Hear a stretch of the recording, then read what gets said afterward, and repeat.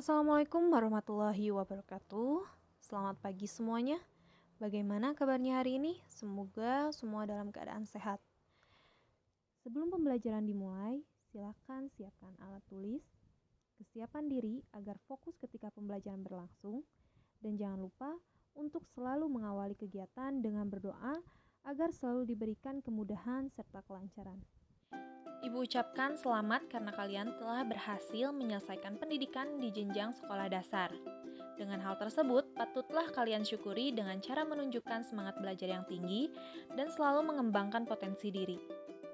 Hari ini kalian akan mempelajari mengenai perumusan dan penetapan Pancasila sebagai dasar negara. Tepatnya, poin A, perumusan Pancasila sebagai dasar negara.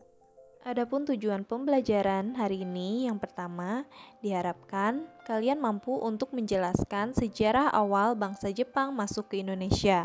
Yang kedua, diharapkan kalian mampu untuk menjelaskan sejarah dibentuknya BPUPKI.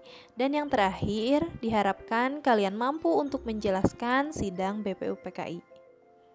Sebelum memasuki materi, yuk kita sama-sama untuk mendengarkan lagu Garuda Pancasila karya Sudarnoto. Bagaimana perasaanmu setelah mendengarkan lagu Garuda Pancasila? Apakah kalian bisa memahami setiap kalimat yang ada dalam lagu tersebut? Dan apa sih makna yang kalian dapatkan dari lagu Garuda Pancasila? Sebagai materi awal, silakan kalian simak video berikut ini. Bangsa Indonesia mengalami sejarah yang panjang dalam melawan penjajah, termasuk ketika bangsa Indonesia dijajah oleh Belanda. Pada tahun 1942, Jepang memasuki wilayah Indonesia dan mampu membuat Belanda menyerah di Kalijati Subang pada tanggal 8 Maret 1942. Karena bangsa Jepang mampu mengusir Belanda dari Indonesia, maka rakyat Indonesia menganggap di awal bahwa Jepang itu merupakan negara yang baik. Oleh karena itu, ada beberapa semboyan yang dikumandangkan oleh Jepang seperti Jepang Pelindung Asia, Jepang Pemimpin Asia, dan Jepang Cahaya Asia untuk menarik simpati bangsa kita. Dan akhirnya kedatangan Jepang ini disambut dengan baik oleh rakyat Indonesia. Namun ternyata apa yang dinilai rakyat Indonesia mengenai Jepang itu salah. Rakyat Indonesia mengalami penderitaan akibat pelaksanaan kebijakan tentara Jepang, seperti halnya pemberlakuan Romusa atau kerja paksa, di mana rakyat Indonesia ini dipekerjakan untuk kepentingan Jepang, seperti membangun kubu pertahanan, lapangan, gedung bawah tanah, jalan raya, hingga jembatan yang menyebabkan kematian hingga 70.000 jiwa. Setelah Jepang merebut daerah kekuasaan Belanda, akhirnya Belanda meminta bantuan kepada sekutu, yaitu negara Inggris dan Amerika Serikat, untuk melakukan serangan balasan. Satu persatu daerah yang dikuasai Jepang kembali ke tangan sekutu. Dengan melihat kejadian tersebut, maka Jepang ini merasakan kekhawatiran, dan akhirnya Jepang pun meminta bantuan kepada rakyat Indonesia untuk melawan sekutu dan berjanji untuk memerdekakan Indonesia.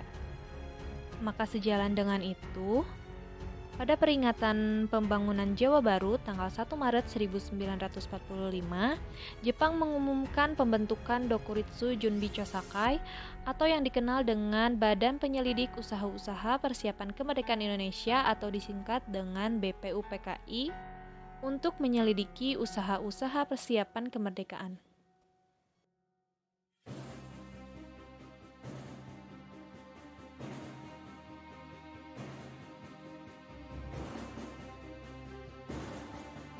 Kaisar Hirohito. Janji Jepang membentuk BPUPKI direalisasikan pada tanggal 29 April 1945 bersamaan dengan hari ulang tahun. Secara resmi BPUPKI ini dilantik oleh Jepang dengan beranggotakan berjumlah 69 orang yang terdiri atas 62 orang tokoh-tokoh bangsa Indonesia dan 7 orang merupakan anggota perwakilan dari Jepang.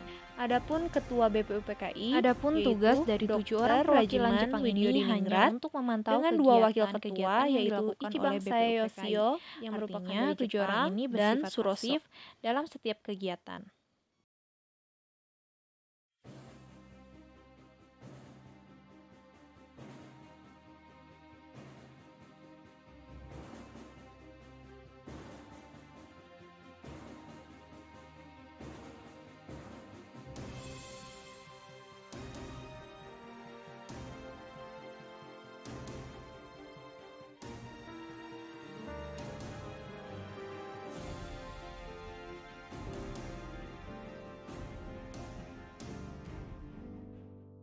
Sidang BPUPKI mengadakan sidang sebanyak 2 kali sidang resmi dan 1 kali sidang tidak resmi.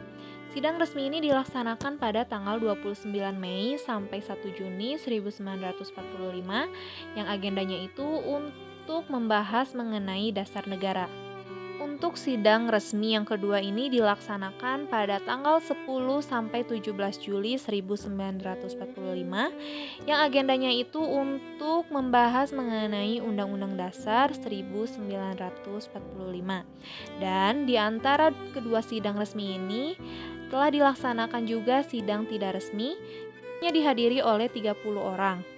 Adapun tujuan dari sidang tersebut yaitu untuk membahas mengenai rancangan pembukaan Undang-Undang Dasar 1945 yang dipimpin secara langsung oleh Insinyur Soekarno. Sidang BPUPKI ini selalu dilaksanakan di Gedung Chuosangiin atau yang kini gedung tersebut dikenal dengan sebutan Gedung Pancasila.